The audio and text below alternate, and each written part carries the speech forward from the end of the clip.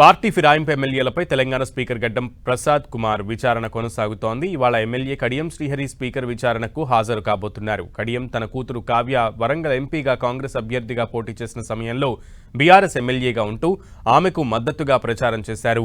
దీంతో ఆయనపై BRS MLA KP Vivekananda అనర్హత పిటిషన్ దాఖలు చేశారు.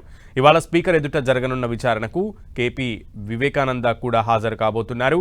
మొత్తం 10 మంది బీఆర్ఎస్ నుంచి గెలిచిన ఎమ్మెల్యేలు కాంగ్రెస్లో చేరారని గులాబీ ఎమ్మెల్యేలు పిటిషన్లు వేయగా ఇందులో ఇప్పటి వరకు 8 మంది ఎమ్మెల్యేల అనర్హత పిటిషన్లపై స్పీకర్ విచారణ చేశారు. వారికి క్లీన్ చిట్ కూడా ఇచ్చారు.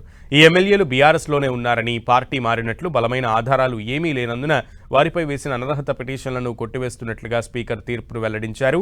వీరిలో గూడెం మహిపాల్ రెడ్డి, పోచారం శ్రీనివాసరెడ్డి, బండ్ల కృష్ణమోహన్ రెడ్డి, ప్రకాష్ గౌడ్, తెల్లం వెంకట్రావు, కాలే యాదయ్య, సంజయ్, అరికెపూడి గాంధీ ఉన్నారు.